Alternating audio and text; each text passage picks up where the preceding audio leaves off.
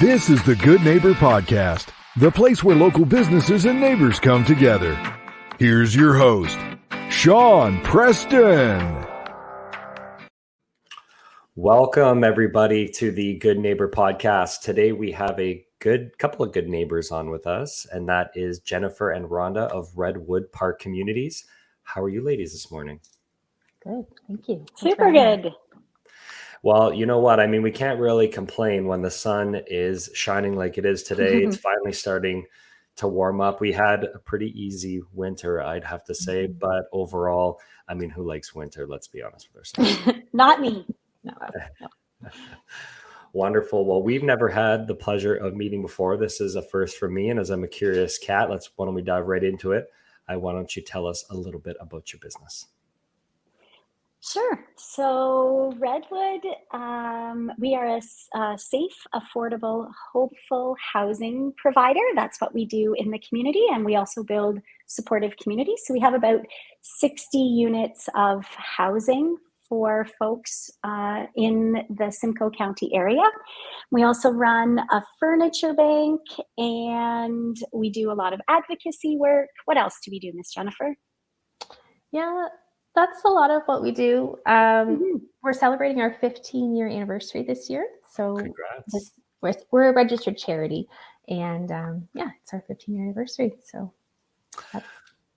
okay, so let's unpack this a little bit. That's pretty surface level kind of stuff. So if I'm, who would be, the type of person to, kind of take advantage of affordable housing? Because I mean, generally you could paint that with a broad brush from that perspective. Absolutely. So we started our very first project that we did. We partnered with the Women and Children Shelter of Barrie. So we have really great shelter system in our area. We have some affordable housing options in our area, but what we don't have is something that fills the gap between those two. So what we were finding was women were finishing their time at the women's shelter. They were on the list for social housing and they had nowhere to go in between the two. So we bought a building downtown and that was on the verge of being condemned, and we renovated it into supportive transitional housing. So that was our first 5 units, and that's sort of what we've done at each step of the way is we've tried to fill a gap where there is a gap in our spectrum of housing options, and we do a lot of transitional housing. So we work with the women's shelter. We have 8 units of housing. We work with folks who are employed but living in their car or a tent or a shelter. So they have the money to pay rent. They can't get anyone to take a chance on them as that, first return into the housing market. The housing market's pretty tight, obviously. Yeah. We work with folks who've been experiencing chronic homelessness. So at Lucy's Place here in Barrie, we have 24 units of housing for people who have been living outside or in a shelter or couch surfing, that kind of thing, for a long term. And we're working with the Salvation Army to provide transitional housing for families. So currently in Barrie, if families become homeless, they're staying in the motel voucher program. And that's okay for a few nights if all you were trying to navigate was a few nights, but it's turning into 6 and 8 month stays with 2 double beds and a bar fridge and a microwave. Not great for longer term while folks are trying to find that permanent housing option. So we do a lot of our work through the coordinated access system here, which is a system which looks at all of the folks who have housing needs and all of the housing resources and tries to pair them together. Yeah, that's pretty cool. You're really helping and doing a lot of goodwill. We're big fans of goodwill on this show. I mean, people that are in, I know Teresa McLennan we're partnered through our partnership within our publications as a charity sponsor. So that's pretty cool. So I had the opportunity to sit down and spend some time with her. She also knows my significant other pretty well. So small world from that perspective. I'm a big advocate of a charity. And it seems like you're really getting out there to help a lot of different, type of scenarios here, whether they be family, whether it's, homelessness, all the way to helping women and children people who are employed. I find that to be pretty interested because, yeah, I mean, the housing market is out of control. They're trying out there to bring that down, but it's been out of control for a while now. And, you know, someone that's out there that's trying it just simply, you know, can't get it going. To have something like this is a pretty special thing. Well, even if you think about it, one of our individuals was working 3 jobs. So 18 hours out of their day, they're at a job. That doesn't leave a lot of time to go searching for housing either, to look at those ads and go to all of the showings. And if you think about how many viewings it's taking to get to finding your permanent space. So yeah, just creating some opportunities for folks to get a safe, affordable, hopeful place to land while they figure out their next steps and put their pieces in place and dream about what tomorrow looks like. Yeah, it's pretty exciting to start dreaming about what tomorrow looks like. I'm finally getting there myself, so I know the feeling. What's the kind of, is there like an average length of time, or is it pretty kind of, you know, across the board? It's different from when somebody finally is able to secure a spot to be able to then kind of take that next step to grow and find something outside of what you're offering. So ultimately, I wish that folks could actually just move permanently into our units. First of all, because they're super beautiful. We care a lot about what the spaces look like, and we build really hopeful spaces, but also because it would be great if people didn't have to take an in-between step. It would be great if we could just move folks into permanent housing with supports, but there's not a lot of options out there. So most folks are coming to stay with us anywhere from 2 months to a year. Just depends on the circumstances and how long it takes them to find their apartment. If folks are on a priority list for housing, there's a special priority list in our county, and some folks are on that. It might be a 6-month wait. If folks are gathering their last month's rent and doing all of those pieces, it might be a little bit longer. So yeah, somewhere between 6 months and a year is about the average stay in our units. Do you have like a really cool success story to share on someone who came in and didn't find them in the best kind of spot, and then they ended up going through the system and then coming out on the other end pretty strong? Yeah, we have Lots, actually. So many stories like that. Most of our stories are like that. I do remember one which I always thought was amazing, a woman who came to us out of the Women and Children's Shelter and was able to return to school and go back to the training that she was doing before she had entered the Women and Children's Shelter. So while she was with us, she did her schooling. She got her first apartment, moved out into an Ontario housing apartment. So her rent was geared to her income. She completed her schooling and got her first job in her chosen career. And then because your rent is geared to your income, her rent increased until she was paying full market rent. And she had been in her position for a while, and she decided it was time to move out of there and into a townhouse with her growing family. And so she called us to see if we could help her come and move again, pick up all her stuff and help her move into her first apartment or her first townhouse out of her apartment. And yeah, I think those, that was the goal that she had set for herself, and she was able to accomplish it. And it's kind of cool to get to still be there on the journey with folks, even after they move out of our housing. A lot of folks who stay with us for a period of time will get really connected, and they'll start to volunteer after they've moved out. They'll come back to share. The voice of lived experience is super important to us. We center it in all of our decision making and our hiring. So, to have folks that stay connected and help share their wisdom with us and with others who are on the journey. So yeah, having her go through all of that was her goal. She accomplished each of those steps, and we got to be there along the way with her. So yeah, that's one of my favorite. Very cool. I would imagine just listening to that, but also putting myself in your shoes, that the experience that you get to deal with on a day-to-day probably is super rewarding. Yeah, it's not a bad job. That's for sure. It's a pretty cool job to get to see people the day that they first come into their apartment and they see the spaces. That's usually a pretty exciting day for us because we're super intentional about building really beautiful spaces, and then about setting them up for when folks move in, so that they know that not only did we know someone was moving in, but we knew they were moving in. So we find out everyone's favorite treat and make sure that it's in the space when they move in. In our transitional units, we do all of your bedding and toiletries, diapers, groceries, all those things, so that when you come in, you don't have to think about anything for that first couple of days, and you can really just settle.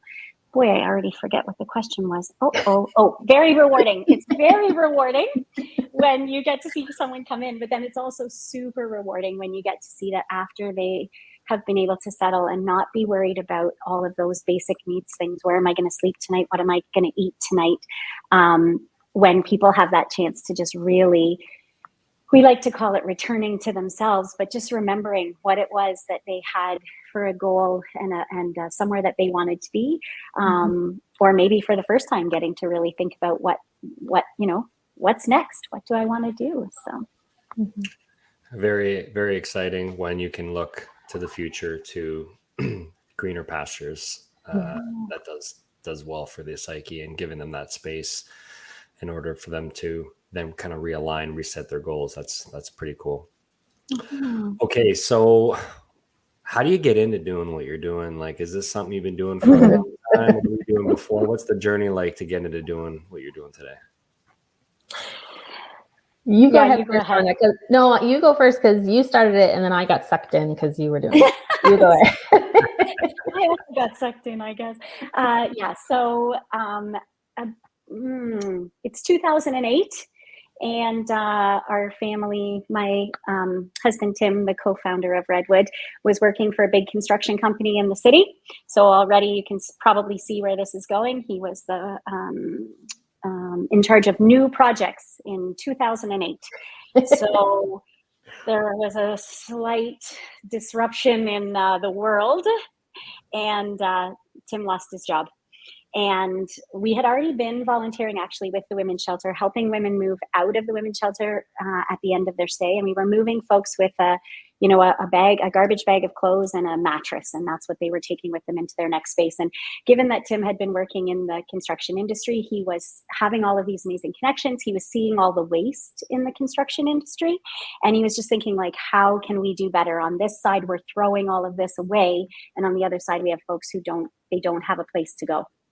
And so when he lost his job in the industry, he decided that was what we were going to do next, that we were going to start a charity, registered charity, to create affordable housing. And that was what our family was going to do for our next steps. We had 4 little kiddos at the time, so that's what we did. And we had a group of friends that all kind of worked together to make that happen, Miss Jennifer being one of them. And we started this little charity. We bought our first our first property, and started doing a whole bunch of work. It was just for the most part, it was, we like to say, a house for women and children, built by women and children, because it was mostly at the time, stay-at-home moms and their kids that did a ton of the work, and then obviously all the trades. But yeah, that's sort of where our roots are from, was just Tim seeing, we have this need and we have this resource, and again, how can we connect them? Yeah. Very cool. And how many units do you have now? I think 60, Jen. Almost 60. Yeah. 60? Yeah. Very cool. And a couple of big projects in the works too. So. Yeah. Nice. So Jennifer, you mentioned you got sucked in. Yes. Well, you may have heard that Rhonda called me Miss Jennifer because we used to teach piano together. She still does that. Okay. without realizing it. She calls me Miss Jennifer regularly in front of other people. So Sorry. No, it's totally fine. So I was teaching piano, and as she said, it was 2008. I wasn't really paying attention in 2008. I came along more like 2010, I guess. Okay. And I had, oh my goodness, I had 3 kids under 2 because I had my son, and then he was perfect. And so we were like, we're so good at this. We should totally have another baby. And then we had twins, and then we were there's just all these babies. So we had just moved to Barrie, and we were, meeting people and trying to make friends, but also stuck at home all the time because I had all these babies. So the girls at that point, they were born in 2008. So they were toddlers, And I had started volunteering a little bit to get United House, like the renovation of United House. So I don't have a lot of skills in that area. I have skills. Sorry, I have skills, but not in renovation skills. Once we got to the painting and the communications part after it was open, I had things to contribute. But during that first part, it was mostly social, and I mostly just swept and and tried to help where I could. So I had all these, I don't know. Do you have kids, Sean? I have a 17-year-old daughter. She's not my blood. She counts. But learning the fatherhood and parenting and all that kind of stuff. I do also have it easy, by the way, because she's phenomenal. But I'm kind of, I'm definitely in that new category. You could place me in. Fair. That's fair. Well, I don't know if you were around for the toddler phase, but I was home. When I was home, I was dealing with toddlers that would shove their food off the table and tell me they didn't want what I had made them. Or I could go hang out at United House and everyone thanked me for everything I did. And it was lovely. So I was just spending more and more time at United House. And then it was time to open and I thought we were done. And then the chair of our board said, "Okay, ladies, we're going to have like a little fundraiser because we thought we were going to have some rent supplements, but by the time we got it built, we don't have any rent supplements. So we're going to need a little bit of money." And I was like, "Okay, are we talking like a big sale? What are we talking?" And he's like, "Well, we need about $36,000. So I became the fundraiser sort of by default. I signed out 5 books about fundraising from the library and went to a one-day course, like a conference at Georgian College, and became our fundraiser. But I'm an introvert, so it was not events based. It was very much like, let's get some monthly donors, let's get a couple of grants, let's see what we can do. So it's kind of grown from that. And then we were all volunteers back then, right? But eventually we got a little bit of funding. We were able to start getting paid. So it's been several years now that I'm the director of communications and advocacy. Rhonda is the director of, Rhonda, you say it because I always Housing and Supportive Community. Thank you. We don't use our titles a ton, so I always mess them up. And now we're a staff of 34, 35, 35, something, including part-time. Yeah. Wow, so, very nice. Yeah. What a cool story. Love hearing that. Definitely there'll be some listeners on the show that are going to enjoy that as well too. Good. Okay, so when it comes to your charity and doing what you ladies do on a day in and day out, are there any like myths or misconceptions that you come across from people? Yeah, I'll take that one. That's okay. The biggest one is this idea that somehow if you end up unhoused or homeless or even struggling with your housing, that it's somehow a personal failing. And I think it's one of the messages we try to get out is that it's definitely a system problem. And I used to say that the system is broken, but now I think the housing system is working pretty much exactly the way it's designed to work.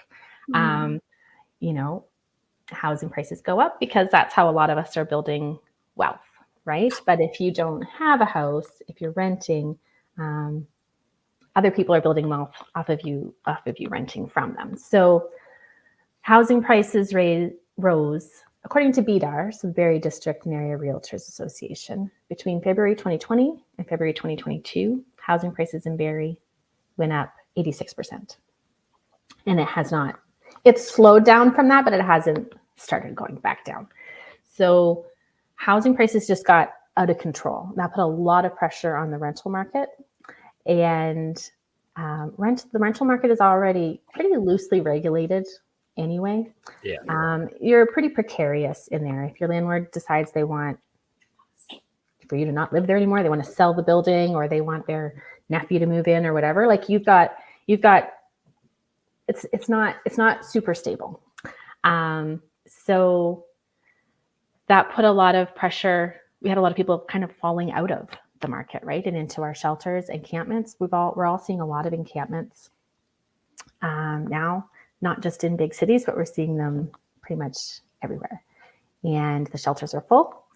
And once you have had that experience, there's also a myth, a sub-myth, if you will, that mental health and addictions is a leading cause of homelessness. That's the evidence doesn't really support that. But what we do know is that you spend 2 weeks in a shelter and your mental health is going to be crap. So mental health may not have been a contributing factor or a leading factor into your homelessness, but if you have spent any amount of time in the homelessness system, your mental health is suffering drastically. So the longer you spend in that system, probably the more trauma you're experiencing. And it's going to take you more and more time to kind of recover from that experience of homelessness. So if you've been in there a year or 2 or 3 or more, just handing you keys to an apartment probably isn't going to be enough. You're going to need some supports to help you. So like what we do with the transitional housing and the supports, not necessarily that your housing needs to be transitional, but you're going to need some supports. And maybe those supports can fade once you get established, but you're going to need some support. So when we have a housing system that moves you from there into housing without the supports, we're finding a lot of people falling back out of that and back into the shelter. So that's kind of the gap that we're trying to fill at Redwood. I think we do it with our housing, but we also have, I wanted to mention, we have a YIMBY project. So the last week of May is YIMBY week. YIMBY stands for Yes in My Backyard. The idea is everyone deserves a safe, affordable, hopeful place to call home. And when that's the case, our entire community benefits. Mm-hmm. Actually, we're all better off if all of our neighbors have a place to live. So sometimes we get pushback about affordable housing. Even our projects, sometimes when we're coming into a neighborhood with an affordable housing project, there's a little bit of pushback. Often we're quite welcomed, but sometimes we get a little bit of pushback. So the idea with YIMBY Week and the YIMBY movement is we have big plans to build lots of affordable housing across Simcoe County.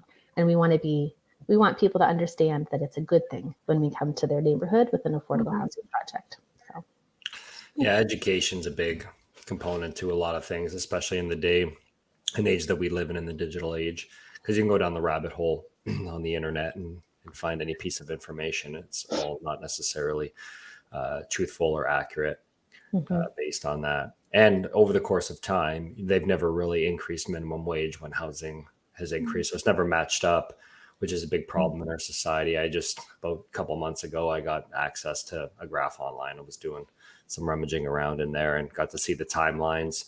Came from a credible source as well too. So, knowing that the information's accurate, and so it makes a big problem. But, we're happy to have you on the show, be able to help you spread that message. So people need to know, right? Mm-hmm. When you're moving into a community, that's people though, like, humanity, they always kind of tend to go a certain way in their mind when it's the unknown. But once they're educated, and they understand, and it's like, oh, okay, well, that makes sense. I don't have to worry about that. So mm-hmm. Love what you're doing with the backyard YIMBY. Yes, YIMBY. It's a hard one to remember when you hear it for the first time, Yeah, no, that's fair. Yeah, you go ahead. Oh, I was just going to say, so we talk about NIMBYism, which mm-hmm. is not in my backyard. Folks want affordable housing options for people. They just don't want them built in their own backyard. So we are trying to build spaces where we are YIMBYers, yes, in my backyard, where people are inviting solutions into their communities. Very nice. Well, it seems like you ladies have a pretty nice relationship together. I just be a fly on the wall and already can kind of tell the mm-hmm. relationship that you ladies have, and that mm-hmm. you like to have a lot of fun. And speaking of fun, when you're not working together and helping people find affordable housing and you're on your own personal times, what do you ladies like to do for fun? I'm afraid you'll be a little disappointed. I think weekends are for reading. I like to read. I really love traveling, and I love we're almost to patio season. So probably one of my favorite things to do is lunch on the patio. Yeah. I can't believe you prefaced that entire thing with saying, you know, something I would consider that a little bit more on the like, hey, you're not going to like this. Let's keep it positive here. I mean, you just nailed 3 things. You're like books, They are my 3 traveling, things. and sitting on a patio. Like anybody who's listening to this show is like, yeah, I love All her. right. Well, you're welcome to come. I also love hanging out in a hammock, but I certainly don't do any skydiving or anything like that. So Hey, neither do I, man. I'm scared of heights. So, you know, we're more aligned on that than anything. Yeah. Well, I agree with Jen, formerly known as Miss Jennifer. Now I'm self-conscious about what I call you. I have 4 kids, and and they're growing up so fast. They're 25, 23, 19, and 17 now. So they're all moving out. Speaking of skydiving, my number 3 guy is going skydiving next week. So yeah. So there's a lot of motorcycles in our life, and there's a lot of fun adventures with, I like to hang out with my kids when I'm not building and supporting affordable housing. Also agree on the patios, also agree on the reading. Those are some of my favorite things too. Yeah, we love to hang out. We love our city. So we love to hang out, shop downtown Barrie. We love to go to local places. I may or may not enjoy craft beer. So yeah, I think those are some of our favorite things. Honestly, just being connected in our community is huge to us. Yeah, that's it's a real thing. The buy local movement has been around for a while. People care about relevant information that's pertinent to them.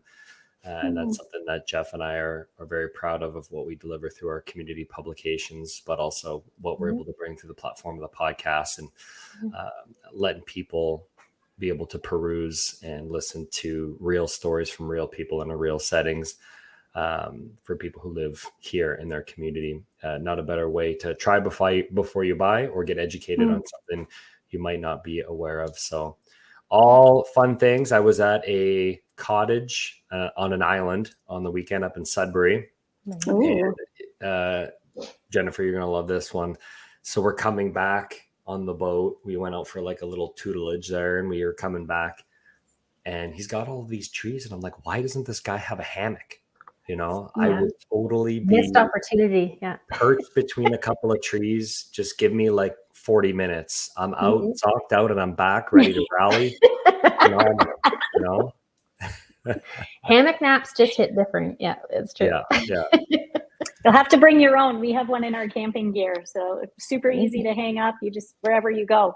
Next time, bring your own hammock. It's a BYOH. There you go. BYOH. 100%. I have one too, and I didn't bring it. It's stuck in my backpack. Next time for backcountry camping. So definitely going to put that one in the memory bank for next time. Okay, so maybe we'll go on a little bit more of a serious topic here. I'd like you ladies to share as much as you'd like to share, but sometimes in life we don't necessarily always get to continue down the same path that we intended to, or because life really kind of does what it wants sometimes. It'll push and pull us in a direction. It might keep us on the same path, but it'll throw a massive obstacle, a challenge for us to overcome. Sometimes they're traumatic things, other times they're minor things, but still having the perseverance as human beings to be able to overcome these challenges and continue to move forward is what always inspires me to hear these stories, because humans have a pretty good knack of being able to overcome a lot of this stuff and then finding some silver linings, even trying to see the glass half full is really a perception thing that can really allow us to move forward from these events. And so I wanted to ask you ladies, if you've ever experienced a hardship or a life challenge that maybe you rose above or overcame and maybe made you better, maybe made you stronger, maybe you took some silver linings from it. Well, we don't tell this story all the time these days because we're a lot of years removed from it. And we've grown to be an organization that's so much bigger than just Tim and Rhonda and the Kent family. But I will say that when you ask that question, the first thing that comes to mind is the journey of getting to our first units of housing. Because as I said, my husband had lost his job. Our kids were little, so I was at home with them. And finding another job in the construction industry at that time was not easy.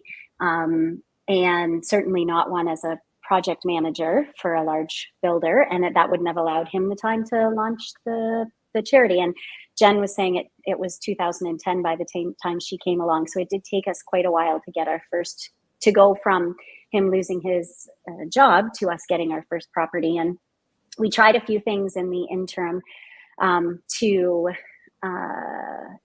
feed our family. But in the process of going through all of that, we ourselves did actually experience homelessness. So we did move out of our house. We leased it out and thought we were moving into another space that we were going to renovate, and kind of a big, long story. But we definitely found ourselves not quite sure what we were going to feed our kids at lunchtime, and not quite sure where we were going to be.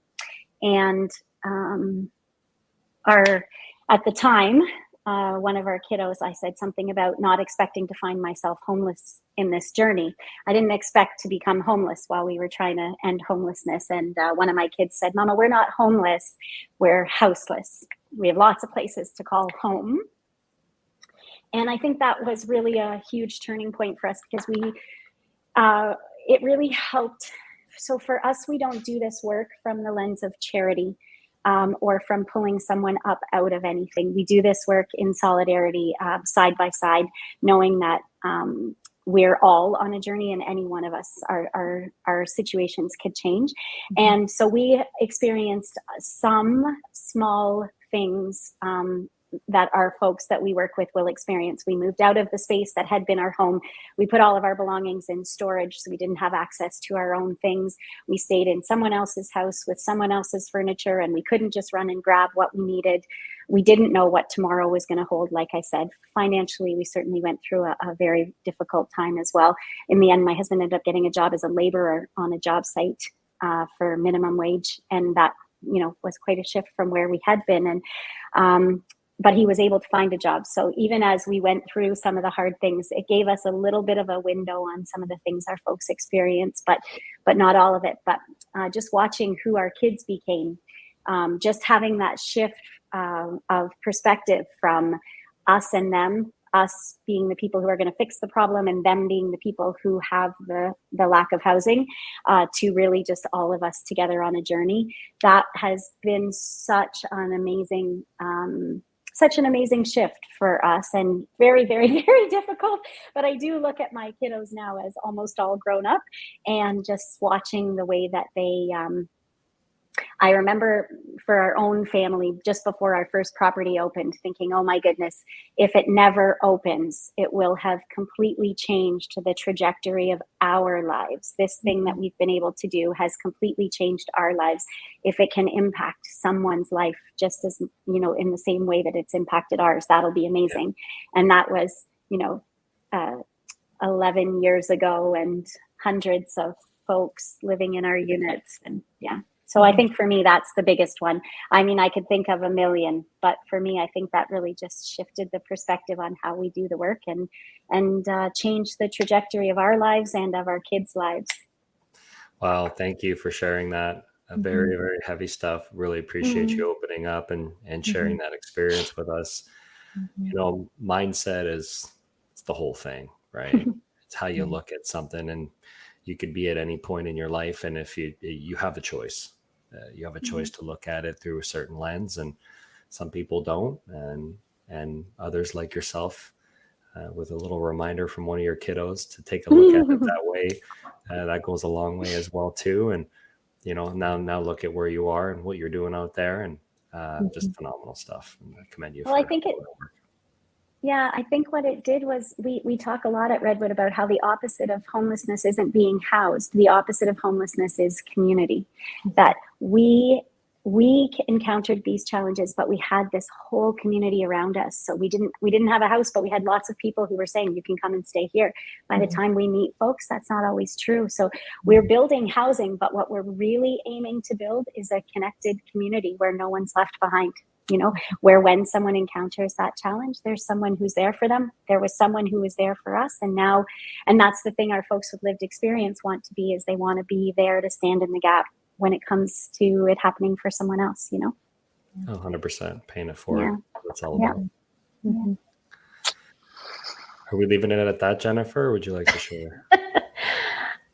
I don't have we've had challenges, but they're not as relevant, honestly, to what we do at Redwood. I guess the main thing that comes to my mind when I was having all these babies, through that, we found out that my son had pretty severe autism, and we thought that, you always think that your kids might, well, especially with autism, like you sign up for all the therapies, and there's kind of two camps of autism. Let's try to fix my kid, and the world must adapt to my kid, to be honest.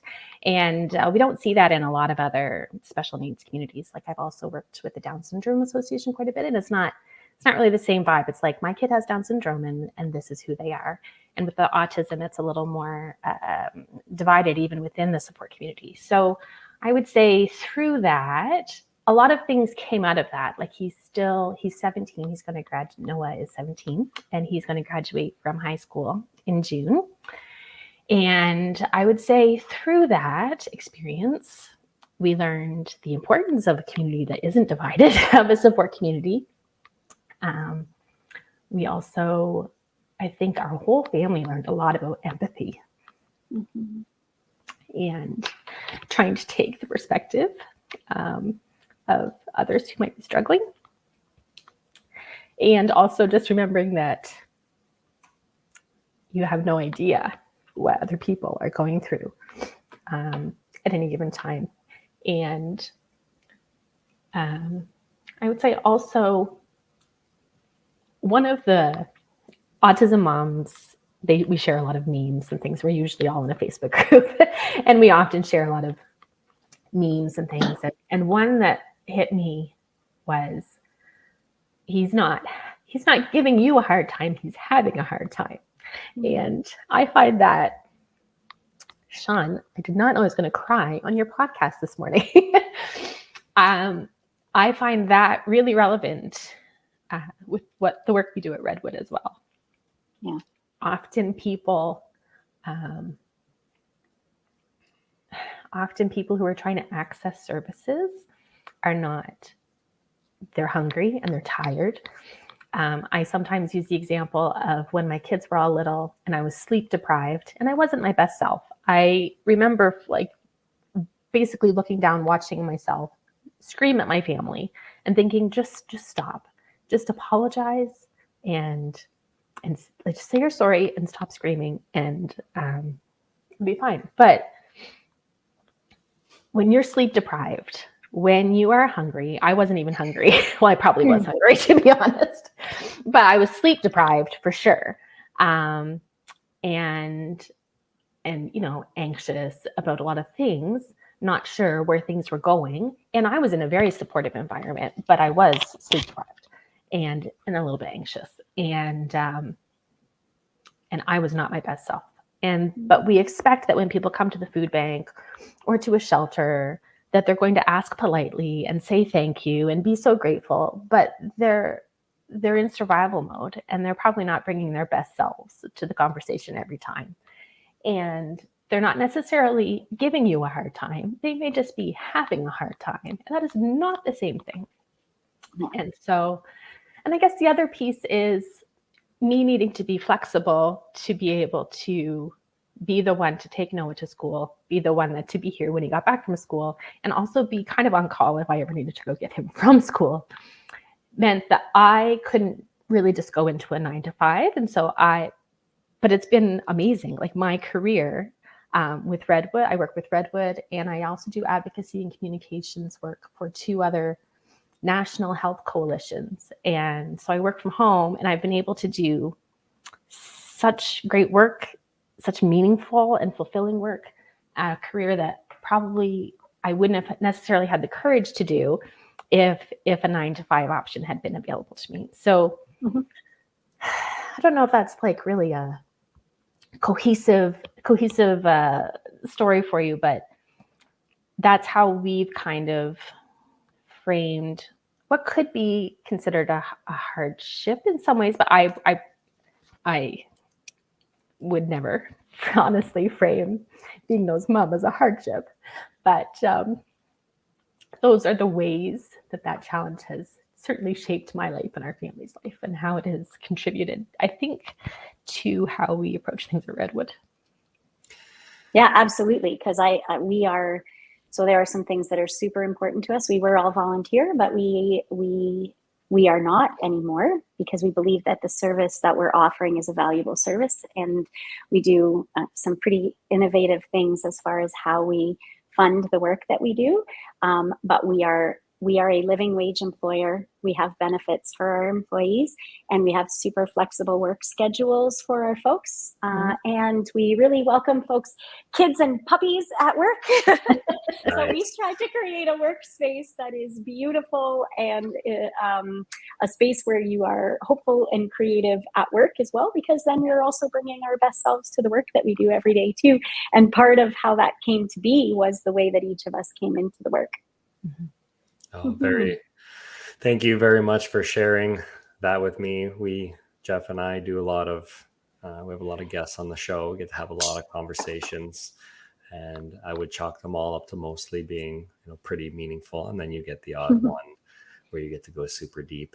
I think a lot of the listeners will relate to a lot of this stuff. I have a cousin who's autistic as well too, and I've got some clients of mine that are involved in a lot of that stuff. So I think I've got my head geared around it a little bit more than the average person when it comes to that stuff. So I can hear and relate to a lot of those challenges that you're describing there. Just wanted to say thank you very much for opening up like that and sharing your story. It takes a lot of courage to do that. It's a very honorable thing. And you ladies keep mentioning the word community, which we embody here on the show, and want to try to bolster that as much as possible. Okay, so what's one thing that you wish our listeners knew about your business? I don't know, Rhonda. I know. I have the questions. I got it. I just what's one thing? Well, if Jenna hadn't already talked about it, I would say that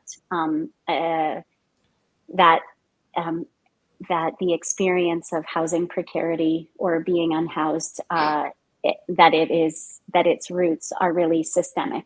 And so sort of the talk that Jen had, not the talk, sorry, that makes it sound like it was just what Jen had already talked about. I do think that the opposite of homelessness is community. And so I would say, if you want to be part of the solution to homelessness, then be in your community, find out what's already happening and how you can connect with it. Folks can go to our website and look at all kinds of ways that they can be involved with Redwood, but we have this area, we have so many. It was the wellness fair at the farmers market on the weekend, and just looking around the number of organizations that are working to make this community a better, more healthier, more connected community. There's so many. So if you see something and you want to make a difference, there's lots of ways to get connected. So reach out. If it's to us, you can go to our website and find things there for sure. But we're just one of so many organizations working to do that. So yeah, go see what you can do.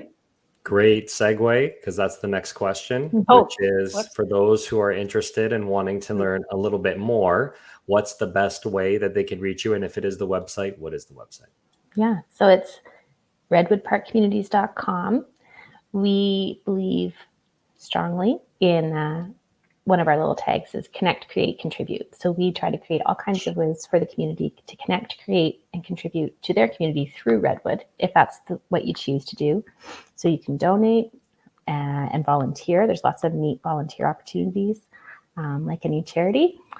We also have a furniture bank, and we're a little low on donations right now. So at the same website, you can learn about how to donate your furniture, your usable, you're still in good shape furniture to Redwood to be used by your other neighbors who need some furniture.